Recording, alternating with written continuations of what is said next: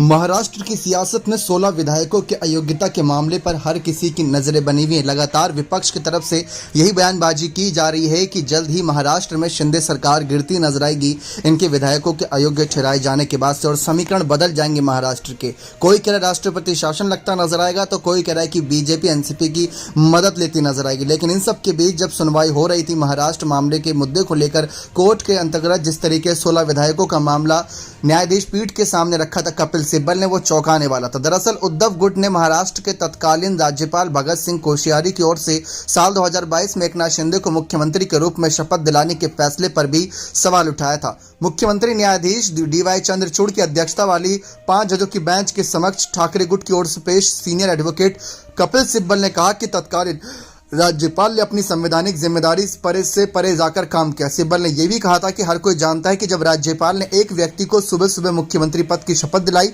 और बाद में उन्हें इस्तीफा देना पड़ा।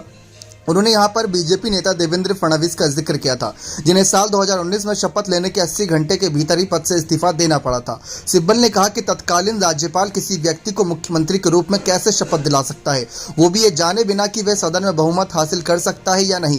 क्या तत्कालीन राज्यपाल ऐसे व्यक्ति को शपथ दिला सकते हैं जिसके खिलाफ अयोग्यता की कार्यवाही लंबित है।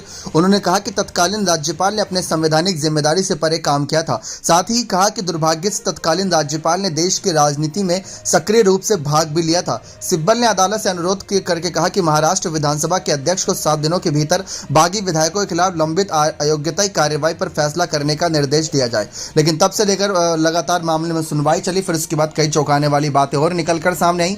लगातार यहाँ पर कपिल सिब्बल एक के बाद एक दलीलें रख रहे थे, जिसको सुनकर हर कोई दंग था। उन्होंने ये तक कह दिया था कि कहीं ना कहीं अगर सीनियर एडवोकेट कपिल सिब्बल ने कहा कि हम आया राम गया राम दिनों में वापस आ गए हैं, जिस तरीके से ये सरकार चल रही है तो स्वीकार कर लिया जाता है तो राजनीति में आया राम गया राम युग में लौट आएगी। साथ ही साथ उन्होंने ये भी कहा कि जब इनको बहुमत परीक्षण के सहारे आगे किया गया तब कौन से राजनीतिक दल के साथ थे यहाँ पर शिंदे गुट, क्योंकि तब शिवसेना उन्हें आधिकारिक तौर पर मिली नहीं थी, उद्धव की शिवसेना थी। अगर इनको अपना बहुमत साबित भी करना था तो बीजेपी में शामिल होकर करना था, ना कि गठबंधन से। गठबंधन तब होता जब चुनाव आयोग आधिकारिक तौर पर इनको चुनाव चिन्ह देता। तो काफी सवाल कपिल सिब्बल ने खड़े थे। अब देखते हैं इन सवालों के जवाबों का क्या उत्तर रहता है, क्योंकि अभी फैसला सुरक्षित रखा हुआ है 5 जजों के द्वारा, डीवाई चंद्रचूड़ के द्वारा। तो कपिल सिब्बल ने खुलासे किए थे, लेकिन इन खुलासों के सहारे क्या उनकी जीत हो पाएगी या नहीं, देखना दिलचस्प रहेगा।